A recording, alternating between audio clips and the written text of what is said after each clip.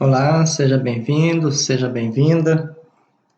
Esta é a nossa 7ª aula e nesta aula nós veremos especificamente que o matrimônio celebrado goza do favor do direito. O que significa isto?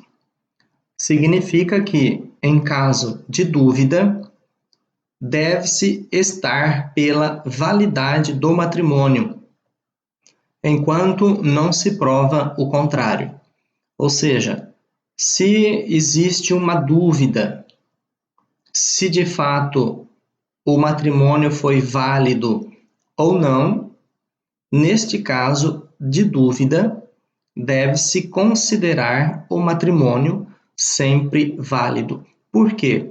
Porque o direito, a norma eclesiástica, a norma canônica está favorecendo a validade do matrimônio em caso de dúvida, enquanto não se prova o contrário.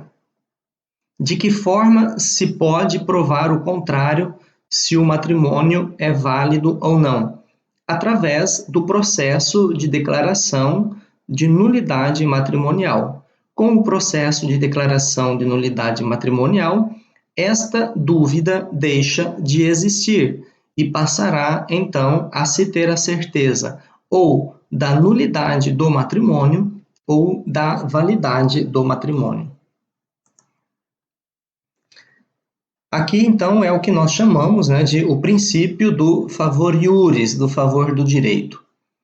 Este é um princípio de longa tradição canônica que muitos queriam suprimi-lo ou diminuí-lo para evitar abusos derivantes de uma aplicação legítima. Foi conservado pelo parecer positivo dos bispos no Sínodo dos Bispos de setembro e outubro de 1980. Se vocês pegarem lá no site do Vaticano, na parte que fala dos sínodos, vocês podem ir lá embaixo, né, e verificarem lá em relação à 5ª Assembleia Geral do Sínodo dos Bispos, né, que teve como tema Missão da Família Cristã no Mundo Contemporâneo. Então, foi nesta Assembleia Geral dos Bispos, neste sínodo de 1980, que os bispos, então, pediram para que o favor do direito permanecesse ainda no Código de Direito Canônico, que ele não fosse retirado. Neste período, ainda estava sendo revisado o Código de Direito Canônico, que vai ser promulgado, então, em 1983. Então, fica ali para vocês poderem pesquisar um pouco a respeito deste sínodo. O objetivo de tal princípio do favor do direito é de assegurar uma adequada tutela jurídica a um instituto de grande importância individual e social como é o matrimônio. Então, se o matrimônio não tem este favor do direito em relação à sua validade, ou seja, uma vez celebrado, o matrimônio é tido como válido, né, existiria uma série de tentativas de se minimizar, então, a importância individual e social do sacramento do matrimônio. A principal consequência é que um matrimônio celebrado segundo as normas do direito, na dúvida, seja de direito, seja de fato, deve ser considerado válido para todos os fiéis, até que não se prove o contrário. Então, isto aqui é o que está sendo determinado pelo Cânon 1060.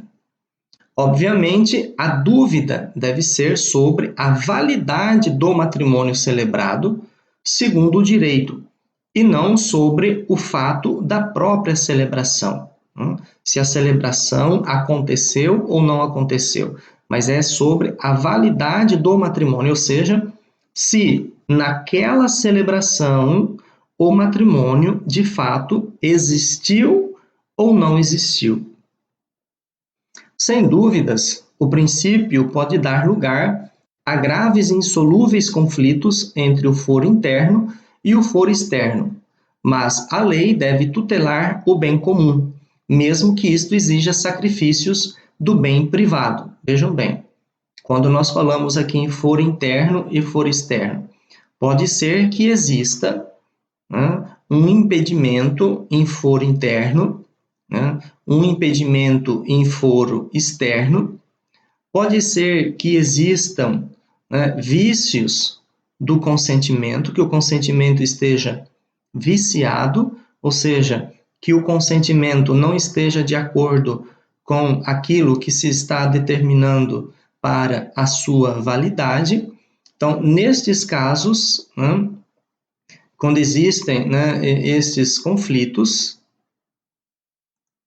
perdão, o cânon quer exatamente favorecer para que estes conflitos, né, não aconteçam, tutelando sempre o bem comum.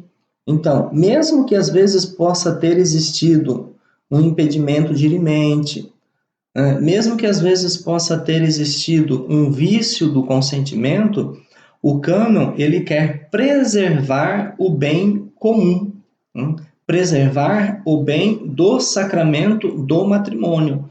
E nesse caso, é claro, às vezes então se sacrifica o bem privado, porque pode acontecer que uma pessoa tivesse um impedimento dirimente ou que o seu consentimento tivesse sido viciado.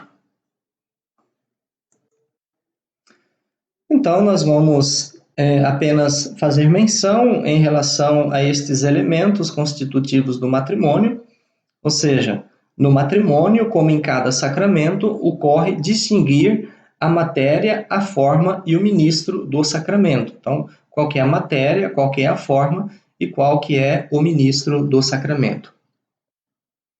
A matéria e a forma. Bom, a matéria remota do sacramento do matrimônio são as pessoas dos cônjuges. Eles são a matéria do sacramento.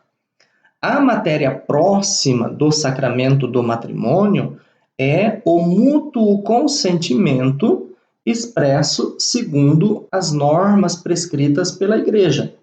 Então, matéria próxima é o consentimento dado pelos dois, manifestado segundo as normas prescritas pela Igreja, considerado como doação de si em ordem aos fins e aos valores do matrimônio.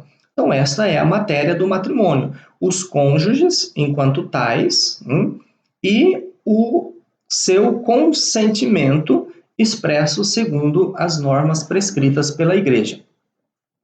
A forma, então, é o mesmo consentimento considerado como aceitação do dom recíproco, ou seja, a forma. Eu te recebo por minha esposa e te prometo ser fiel na alegria, na tristeza, na saúde e na doença. O que são estas palavras da fórmula? Não são nada mais e nada menos, né, do que a aceitação um do outro. Então, a forma, né, do matrimônio é o consentimento expresso por estas palavras no dia do sacramento do matrimônio. O ministro. Contrário aos demais sacramentos, onde o sujeito que recebe é distinto do ministro que o confere, no matrimônio, os ministros são os próprios cônjuges.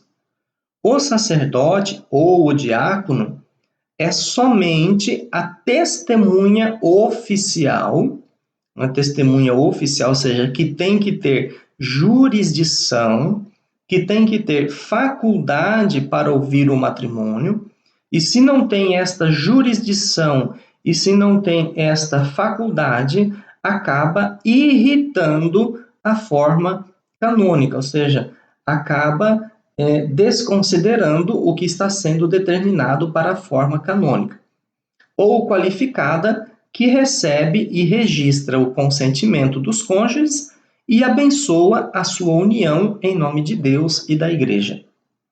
Do resto, o sacerdote pode até não estar presente, como acontecia antigamente, antes do decreto Tametz do Concílio de Trento, com os chamados matrimônios clandestinos, considerados plenamente válidos, mesmo se fossem ilícitos.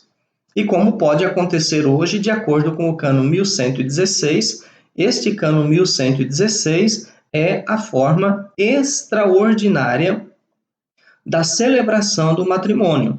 Mas nós vamos ver como é e quando é que esta forma extraordinária da celebração do matrimônio pode ser realizada. Não é uma realização indiscriminada desta forma extraordinária. Ou seja, ela tem ela tem as suas determinações pelo direito de quando que esta forma extraordinária pode acontecer. A razão é evidente. Se consideramos a particular natureza do matrimônio cristão, que é fundamentalmente um pacto, como nós vimos no Cânon 1055, do qual os ministros são as partes contraentes, ou seja, os cônjuges, e que no ato em que pronunciam o sim sacramental, é este sim que faz acontecer o sacramento, porque este sim é o consentimento entre as partes, um consentimento verdadeiro que produz o sacramento, se comunicam um ao outro. Então, um comunica ao outro o quê? A graça divina que transforma o seu amor em união conjugal. Então, é esta graça divina que um comunica ao outro que vai transformar o seu amor em união conjugal, Então, por isso, os ministros são propriamente os cônjuges, os contraentes, porque são eles que estão se comunicando a graça divina, né, que vai transformar o seu amor em união conjugal. Então, vejam bem que este amor entre os cônjuges, doado um ao outro, mediante a graça divina, se transforma em união conjugal. O sacerdote, no entanto, podemos dizer, permanece como ministro dos demais ritos que acompanham a celebração do matrimônio e, como tal, invoca sobre os cônjuges as bênçãos celestes. Então, nós poderíamos dizer da seguinte forma, que os ministros do consentimento são os contraentes, os cônjuges, e o ministro dos demais ritos do sacramento do matrimônio é o sacerdote ou o diácono devidamente delegado para a celebração do matrimônio. E assim, então, nós concluímos esta nossa breve aula.